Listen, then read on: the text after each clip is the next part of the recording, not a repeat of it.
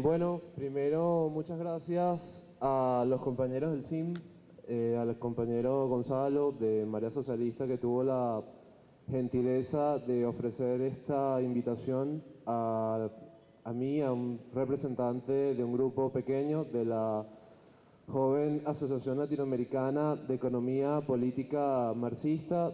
Le reitero los agradecimientos y además es un espacio donde nosotros podemos hacer alguna crítica al capital bastante, creemos nosotros, bastante dura. Bueno, la presentación es un poco larga, voy a tratar de hacerla corta para que Gonzalo no se moleste conmigo y ustedes tampoco. Voy a saltar algunas cosas muy brevemente, muy rápidamente, después habrá la oportunidad de que pregunten algunos datos.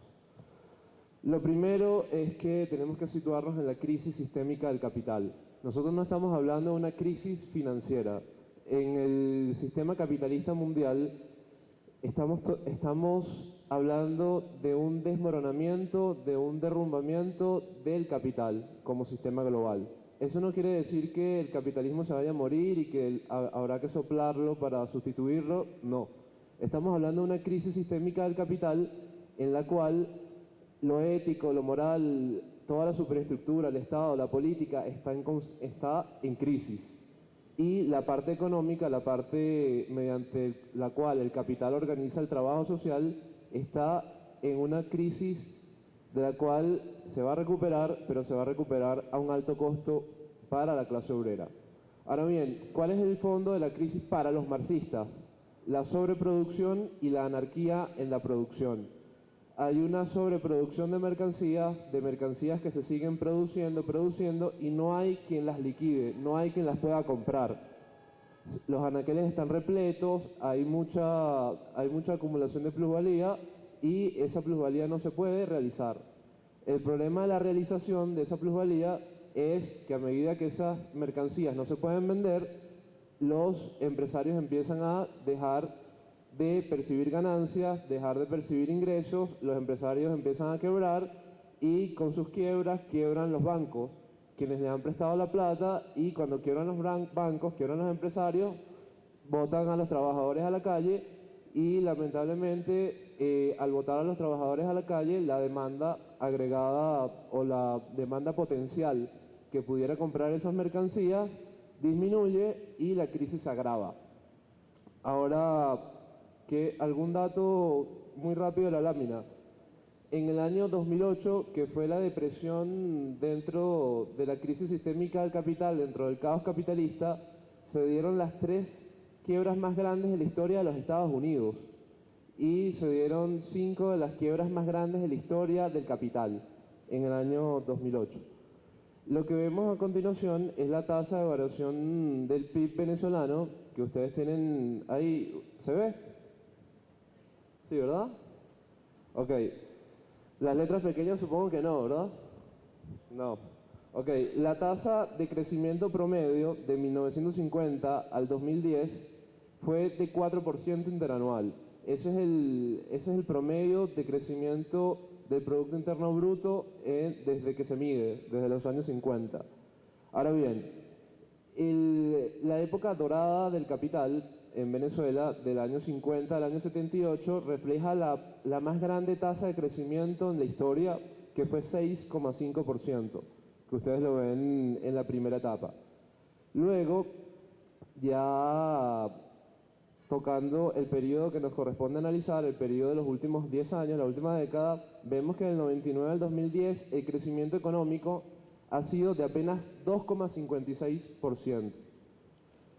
2,56% ha sido apenas el crecimiento económico interanual. Y si a eso le restamos el 1,89% del crecimiento de la población, el crecimiento neto del capital en Venezuela ha sido apenas de 0,67%. Y estamos hablando de que hubo o ha habido inmensos ingresos por parte del petróleo, ha habido gran alza en el precio y no solamente eso, sino que se ha recibido muchos préstamos. ¿Eso qué nos demuestra? Que hay un agotamiento del capitalismo rentístico petrolero en Venezuela. por más dirección popular o que se quiera llamar nacionalista que haya, el capital en Venezuela ya no tiene posibilidades de desarrollo, de crecimiento concreto. Ahora bien, algunos problemas que tenemos aquí es el problema de la inflación. El problema de la inflación, si vemos la tabla, la inflación acumulada del 99 a abril de 2011 fue de 972%. Óigase bien, 972%. Estamos hablando de que anualmente hay una inflación promedio de 30% interanual y llevada con otro cálculo diferente a inflación acumulada es de 972%. En otros países, como en Uruguay, en Nicaragua o en Costa Rica, la inflación es mucho menor, es 5 veces menos que lo de Venezuela y como, bueno, si la de Estados Unidos es 34%, la de Venezuela es 972%. ¿Qué sucede con la inflación? La inflación es el ataque más fuerte que puede sufrir el salario de la clase obrera. La inflación destruye el salario de la clase obrera, el salario nominal, y hace que el salario real empiece a disminuir. Por eso, cada aumento que se da en los primeros de mayo y en septiembre no termina de corresponder con la pérdida del valor adquisitivo de los trabajadores. Ahora bien, muy rápidamente, ¿qué está pasando, por ejemplo, en PDVSA? Según la gráfica que ustedes ven ahí, ha habido un aumento exponencial de los costos y gastos en PDVSA. Un solo dato, PDVSA en sus operaciones internacionales para el año 2008, el año clímax del precio del petróleo, solamente arrojó en PDVSA internacional una utilidad neta de 189 millones de dólares.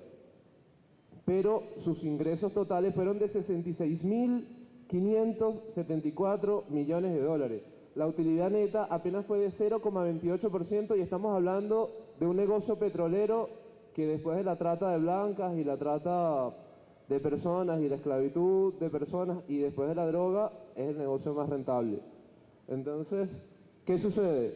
La renta se está escapando. La renta petrolera se está escapando y los negocios internacionales de PDVSA son tremendamente malos. Se ha dado un avance con vender la Bebarrur, aunque no sabemos en qué condición se vendió ni cómo, que debemos averiguar, pero no es suficiente. Las empresas mixtas, los convenios y ese tipo de cosas hay que revisarlos a fondo. Nosotros tenemos que saber qué está pasando ahí. Si estamos hablando de democracia participativa y protagónica, que no tiene nada que ver o está muy lejos del socialismo, nosotros tenemos que ver qué se está haciendo con nuestra plata y qué se está haciendo con las negociaciones. Otro dato pequeño es el balance general de PDVSA consolidado mundial. El crecimiento del activo en estos años ha sido de 165%, como lo ven en la lámina. Pero el crecimiento del pasivo del 99 al 2008 ha sido de 305%. Ahora el pasivo de PDVSA está alcanzando la cifra de 75.212 millones de dólares. A eso hay que adicionarle unos 4.500 millones de dólares que el compañero que es especialista en la deuda lo podrá aclarar mejor que yo, ha adquirido PDVSA con unos bonos. El pasivo en PDVSA en el año 99 era apenas de 16.000 millones de dólares y ahora ya ronda los 80.000 millones de dólares. Eso son unas deudas, esos son deudas por cobrar, cuentas por cobrar, perdón, diferentes retrasos en pagos para proveedores y los bonos de PDVSA. Eso se va a tener que pagar y se está pagando un interés muy caro.